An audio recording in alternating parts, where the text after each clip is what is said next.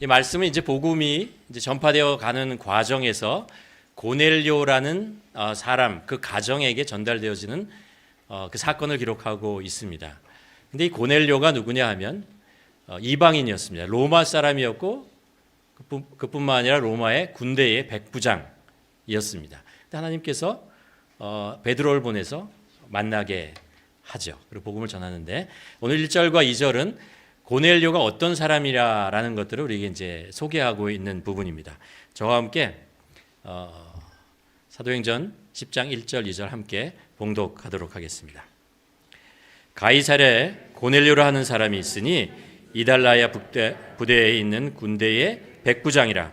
그가 경건하여 온 지방과 더불어 하나님을 경외하여 백성들을 많이 구제하고 하나님께 항상 기도하더니. 여기서 이제 저희가 한 단어에 좀 집중해 보도록 하겠습니다.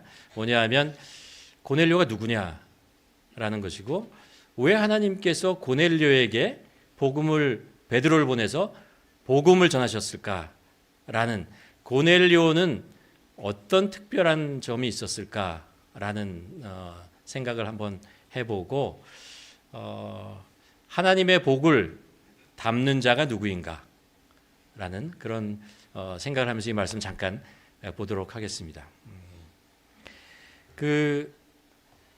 여러분 제가 누차례 말씀드린 것 중에 하나가 뭐냐면 복이 무엇이냐라는 것이거든요. 복을 설명하기 위해서 제가 어떤 단어를 하나 더 여러분에게 설명하냐 하면 성공이라는 단어를 늘 설명하면서 복이라는 것들을, 복이 무엇인가 설명해 드린 적이 있는 것 같은데, 여러분 복과 성공은 같은 것입니까? 다른 것입니까? 같을 수도 있고 다를 수도 있고 다를 수도 있고 같을 수도 있고 같은 점도 있지만 사실 다른 점이 있죠.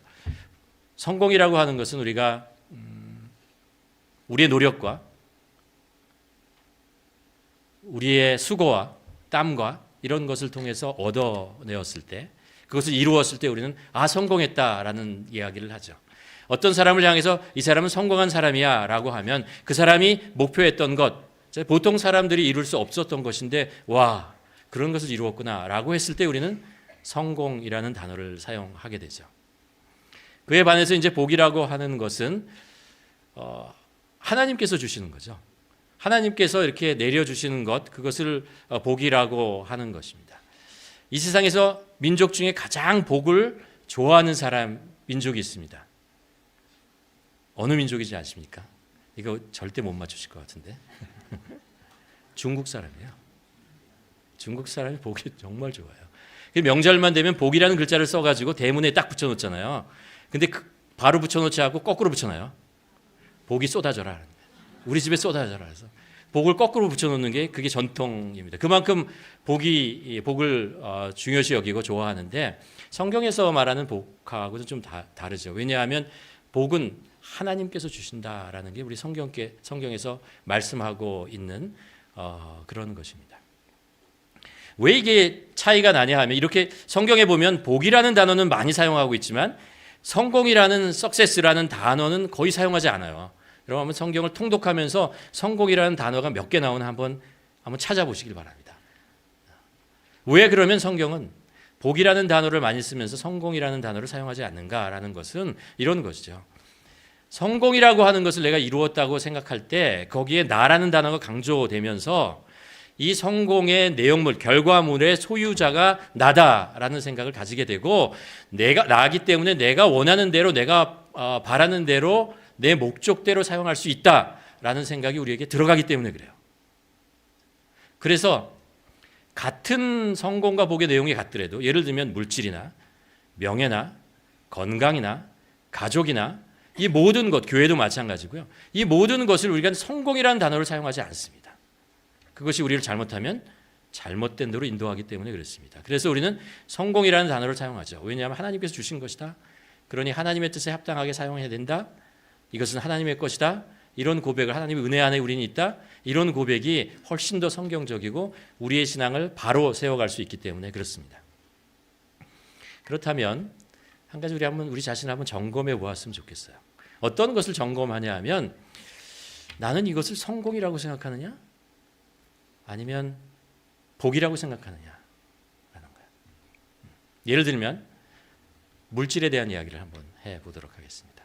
나한테 돈이 있어요. 물질이 있는데 어떤 사람을 바라보는 거예요. 그럴 때 그리스도인으로서 두 가지 생각을 하게 됩니다. 뭐냐 하면 저 사람이 물질이 필요하거든요. 그러면 그 사람을 이렇게 도와주려고 할 때 저 사람이 나의 도움을 받을 만한 자격이 있나? 라는 것을 생각하게 되죠. 내가 이 사람을 도와준 물질을 주면 이 사람이 이것을 제대로 사용할까? 이런 생각을 하게 되죠. 그렇죠? 또 하나는 뭐냐 하면 하나님께서 저 사람을 도와주라고 하시는가? 라는 거죠. 이 두 가지를 우리는 그리스도인은 생각하게 됩니다. 그러면 성공이나 복이라는 것에 우리의 생각 속에 뿌리에 있는 것을 한번 점검해 볼 때 이 순서가 어떻게 되냐는 거예요. 우리가 무엇을 먼저 생각하느냐라는 것입니다.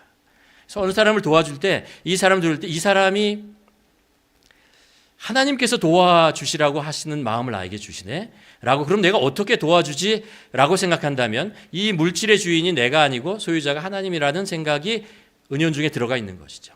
그런데 이게 거꾸로 돼가지고 저 사람이 이것을 받을 만한 자격이 돼 라는 생각을 하고 그 다음에 하나님의 뜻일까? 라는 것을 생각한다면 나도 모르게 은연중에 이 물질의 소유자가 나라는 생각을 하고 하나님은 내가 이것을 사용하기 위한 컨설턴트로 나를 조언하는 자로 여긴다는 것입니다.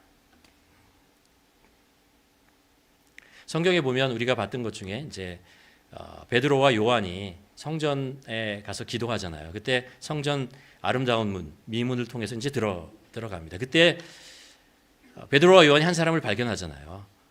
동냥을 하는 사람이었습니다. 앞을 보지 못하는 이런 걸어가지 못하는 그 사람이었는데 그 사람을 바라보고 만일 베드로와 요한이 자신의 물질이 자기의 것이라고 생각했으면 슉 지나갔어야 해요.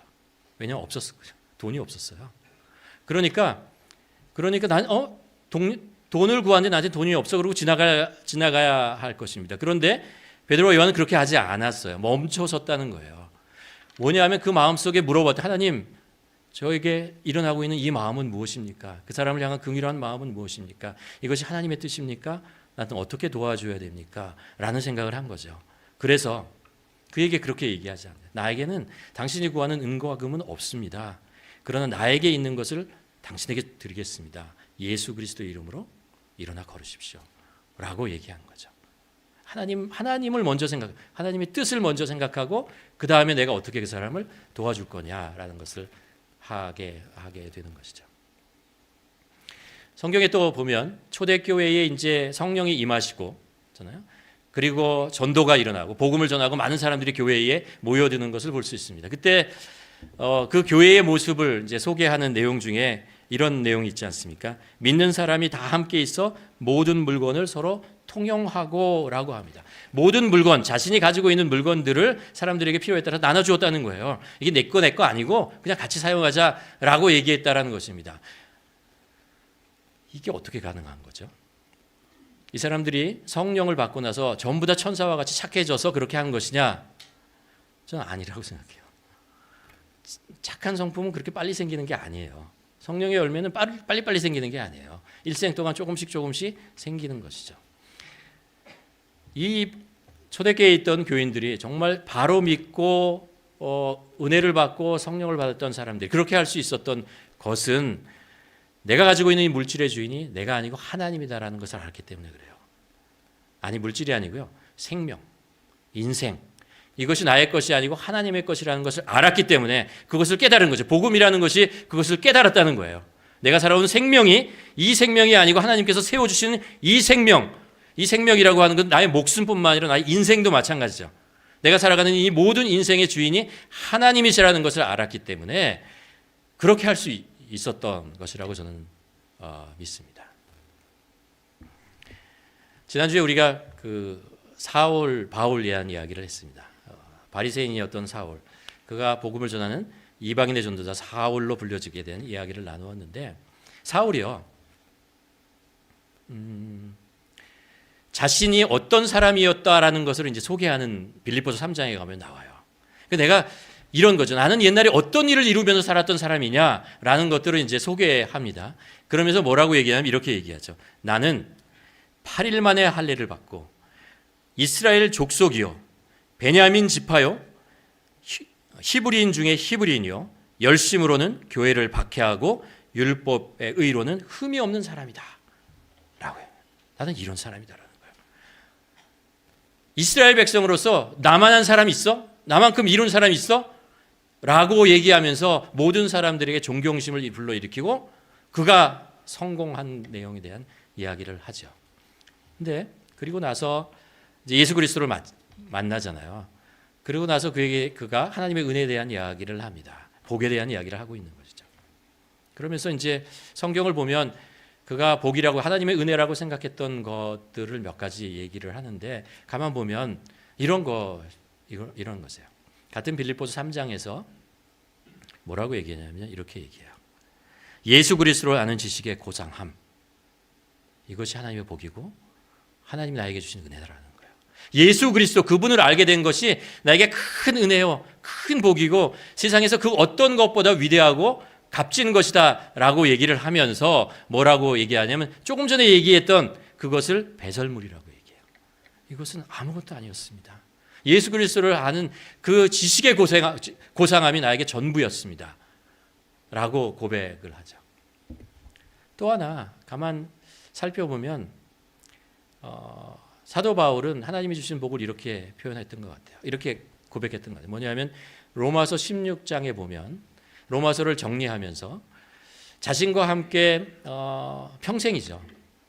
평생 복음을 전하고 믿음의 동역자로서 교회를 세우고 애쓰고 수고했던 사람들의 이름을 기록을 해요.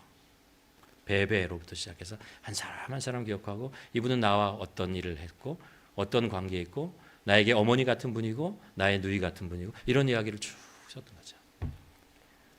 그가 살아가면서 정말 복음을 듣고 예수 그리스도를 안 후에 그것을 전하기 위해서 수고하고 애썼던 모든 사람들이 나에게 복이라는 거예요. 아, 귀하다. 저분들이 나에게 복이고 하나님이 나에게 주신 은혜로구나 라고 고백하는 거죠. 펠리 단기 선교로 같이 갔다 왔던 사람들도 그렇고 어제 제가 비전센터에 있는데 청소년부 선생님들이 와서 목사님과 함께 이제 하반기 계획을 세우며 미팅을 하는 모습을 보았습니다. 그리고 그 후에 이제 아동부 수련회에 갔습니다. 그곳에서 아이들을 섬기느라고 수고하고 애쓰는 선생님들, 볼런티어, 전도사님 이렇게 보고 아 이분들이 나에게 복이로구나 라는 생각을 했습니다. 그리고 점심시간에 어떤 분과 함께 대화를 하면서 식사를 하면서 나눴던 그 이야기들 속에 이런 분도 나에게 정말 주셨던 큰 은혜요 복이로구나 라는 그런 생각을 하게 되죠. 우리가 함께 예배드리고 함께 교회를 세워가고 한 사람 한 사람 우리가 서로 다르고 다른 성품과 다른 생각을 가지고 있지만 이렇게 함께 모여서 예배를 드릴 수 있는 것 한 사람 한 사람이 우리에게 주신 큰 축복이다 라는 그런 생각을 하게 되는 것이죠. 사도 바울은 한 가지 더 복이라고 생각했던 것이 있어요. 그것이 뭐냐 하면 사도 바울이 가지고 있었던 몸의 가시라고 하는 것이었습니다. 남들이 가지고 있지 않았던 사도 바울만 가지고 있던 병이 있다고 그러잖아요. 그 병. 이런 생각이었을 것 같아요. 하나님, 제게 이것만 나면 이 가시만 나에게 없어지면 내가 좀 더 성공할 수 있을 것 같습니다. 좀 더 복음을 넓게 정말 자유롭게 정말 사람들 앞에서 정말 온 몸을 들여서 내가 하나님의 사역을 이뤄내겠습니다. 뭐 이런 생각을 가지고 있지 않았나 생각을 해요. 그래서 하나님께 나의 몸의 가시를 제거해 달라고 3번 열심히 애를 써서 수고해서 땀을 흘리며 기도를 하죠. 그렇죠? 기도를 했는데 하나님의 대답은 노였어요. 아니야 라고 얘기합니다. 3번이나 기도했다는 이야기는 하나님께서 노라고 얘기했을 때 아니에요 라고 된 거예요. 그렇지 않아요. 이게 나에게 없어야 되는 겁니다 라고 생각했던 거죠. 그런데 3번의 이 과정을 통해서 깨달은 거죠. 이게 하나님의 은혜로구나. 내가 연약할 때 하나님의 능력이 나를 통해서 더 크게 나타나는 것이구나. 내가 연약하고 내가 부족하고 모자라는 것을 내가 다 없애고 완벽한 자가 되어서 하나님의 일을 하는 것이 하나님께 영광이 될 것인가? 아니라는 거예요. 나같이 부족하고 모자른 자를 하나님께 선택하시고 그래서 하나님을 더 의지하게 하고 더 붙잡게 만들고 그것이 끝까지 내 인생의 끝까지 제거되지 않는 몸의 가시일지라도 그 속에서 역사하시는 하나님의 능력이 나에게 더 크게 일어난다는 것을 경험하기에 그러기에 나에게 복이로구나. 이것이 하나님의 은혜로구나. 나는 작아져도 하나님의 은혜가 하나님의 능력이 더 크게 나타난다면 그것이 나에게 복이 되는 것이구나 라고 고백하는 거죠. 이게 이제 복이라고 하는 것입니다. 고넬료 이야기로 잠깐 들어가면요. 고넬료가 이 복을 하나님의 복음을 들었어요. 이게 복이죠. 그렇죠? 여러분 하나님의 복음을 들을 수 있는 게 큰 복이에요. 정말 감사해야 합니다. 그렇다면 고넬료는 어떻게 하나님의 이 복음을 들을 수 있는 자가 되었는가라는 질문을 한번 해보게 됩니다. 여기가 이제 설교의 3분의 1이었는데 제가 이제 빨리 점프를 해보도록 하겠습니다. 우리가 하나님의 복을 받을 수 있는 사람이 된다는 건 참 어려워요. 그건 뭐 공식도 있는 것도 아니고 그렇게 되는 것도 아니에요. 그러나 우리가 할 수 있는 것은 하나님의 복을 담을 수 있는 그릇으로 준비된 자가 되는 것이죠. 그것이 우리가 할 수 있는 최선의 것이고 하나님은 그 그릇을 보시고 담아주시는 분은 하나님께서 하시는 것이죠. 오늘 말씀에 보면 우리가 읽은 1절 보면요. 1절 말씀이 이런 것이죠. 가이사라 고넬료라 하는 사람이 있으니 이달리아 부데라 하는 군대의 백부장이라. 여러분 이 이야기를 딱 들으면 어떤 생각이 들어요? 와 대단한 사람이다. 백부장 로마 사람이에요. 백부장이에요. 대단한 사람인 것 같죠. 근데 성경이 이런 이야기를 하는 의도는 그게 아니에요. 무슨 얘기를 하고 싶으면요. 복음을 담을 수 있는 사람이 아니란 뜻이에요. 하나님의 복음을 들을 수 없는 사람이란 뜻이에요. 그는 이방인이었습니다. 권력자였습니다. 누구도 그에게 다가가서 복음을 전하려고 감히 생각하지도 못할 그런 신분에 있는 사람이었다는 거예요. 그런 사람이 고넬료였다라고 얘기하는 것입니다. 그러니까 다시 얘기하면 이러는 거죠. 세상에 하나님의 복을 담을 수 없는 사람은 없다는 거예요. 누구나 하나님께서 누구나 어떤 민족 어떤 사람이라든 다 하나님께서 복을 주시고 복음을 전하고 그의 생명을 주시고 그 복을 누리게 하시는 것이 하나님이시다라는 그런 이야기죠. 그리고 누구에게나 이 복음이 필요하다는 거예요. 누구에게나 하나님의 복음이 필요하다고 예수 그리스도의 십자가가 필요하다라는 이야기를 이 본문이 우리에게 가르쳐주고 있는 것입니다. 한 가지 그 고넬료에게 그럼에도 불구하고 우리가 배울 수 있는 것이 있습니다. 그럼에도 불구하고 그가 하나님의 복음을 담을 수 있는 그릇이 되었던 것은요. 2절에 보면 그가 이렇게 얘기하죠. 그가 경건하여 온 지방과 더불어 하나님을 경외하며 백성을 많이 구하고 하나님께 항상 기도하더라. 여기서 우리가 주목해야 되는 하나님을 경외한 사람이었다는 거예요. 우리가 한번 묵상해 봐야 되는 것이 하나님을 경외하는 것이 무엇이길래 하나님께서는 그에게 베드로를 보내서 복음을 전달하게 하였는가? 하나님을 경외하는 거지. 경외하다는 말이 두려워하다라는 뜻이잖아요. 근데 그 말씀에 깊이 들어가면은 하나님의 위대하심과 하나님의 자비하심과 하나님의 지혜의 크기나 이런 것이 우리의 상상과 우리의 머리와 우리의 가슴으로 담을 수 없는 엄청난 분이라는 것을 깨닫게 되고 그 앞에 머리를 숙이고 그 앞에 경배를 드리는 게 바로 경외한다는 뜻이죠. 그렇죠? 말씀을 정리해 볼게요. 어릴 때 말이죠. 우리가 그 제가 기억나는데 장마라는 게 있어요. 지금도 있죠. 그렇죠? 장마라는 게 있습니다. 저희 집에 이렇게 어릴 때 살았던 집에 이렇게 툇마루가 있었어요.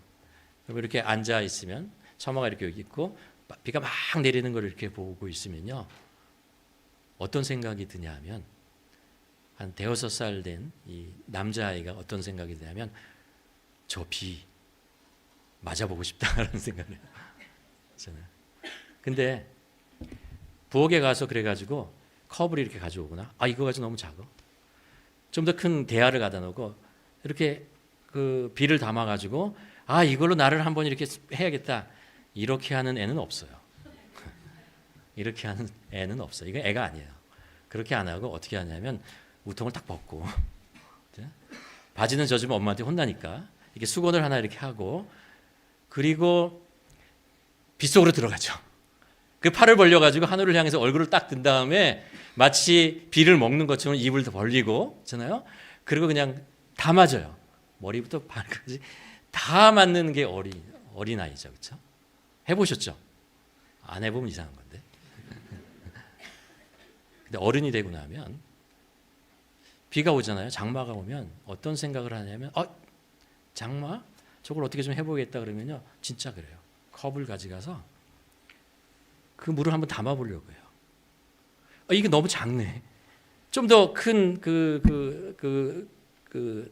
컵을 가지고 와서 한번 밥그릇을 가져오고 국그릇을 가져오고 뭐 이렇게 해요. 그러면서 그 비를 온 몸으로 맞으려고 하지 않아요. 그런 생각을 안 해요. 어른 되면 안 해요. 그렇게 하면 춥지, 감기 걸리지, 옷 젖지, 시간 낭비하지 안 해요. 하나님을 경외함이라는 있잖아요. 하나님이 얼마나 크고 위대하신 분이고 그분이 우리에게 얼마나 큰 것을 베푸시는 것을 알기 때문에 우리가 그분 앞에 온 몸을 들여서 나가는 거예요. 나 하나님의 은혜 안에 축복 안에 다 들어가겠습니다. 다 들어가고 싶어요. 째째하게 컵 하나 갖다 놓고 이 정도만 채워주세요. 이렇게 안 해요. 하나님을 경외하는 사람은 그렇게 안 한다고요. 비를 온몸으로 맞고 싶어하는 어린아처럼 그냥 나가서 하나님께 모든 것을 드리고 하나님이 나에게 전부입니다. 저 몸 전체 저 인생의 주인 되어 주시옵소서. 하나님은 그러고도 남을 뿐입니다. 라고 얘기합니다. 그래서 그 안에 온 팔을 두드려서 그 앞에 무릎을 꿇고 하나님의 은혜 안에 하나님의 복 안에 저를 담가 주시옵소서. 완전히 적게 만들어 주시옵소서. 라고 얘기하는 것이 하나님을 경외하는 거라는 거예요. 여러분 우리는 어떻습니까? 우리는 이런 어린아이와 같은 그런 심정으로 주님 앞에 나갑니까? 그렇게 하나님을 경외합니까? 아니면 어른이 되어서 머리가 커서 이런저런 생각을 할 수 있어서 좋은 점과 나쁜 점 생각해서 하나님 앞에서도 우리가 이리 재고 저리 재고 하나님을 경외한다고 하면서 세상도 함께 두려워하고 내가 이 정도 하나님께 드리면 됐지 세상 속에서도 이 정도는 해야지 라는 생각을 가지고 하나님의 은혜하에 온통 들어가지 못하고 머뭇거리고 있지 않은가. 하나님을 경외한다는 건요 특별한 단어예요. 특별한 단어이고 하나님을 두려워하고 하나님만이 하실 수 있고 하나님 나에게 전부라고 고백하는 사람들이 사용하는 단어입니다.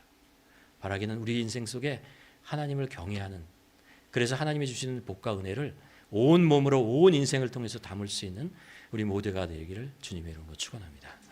기도하시겠습니다. 이 시간 한번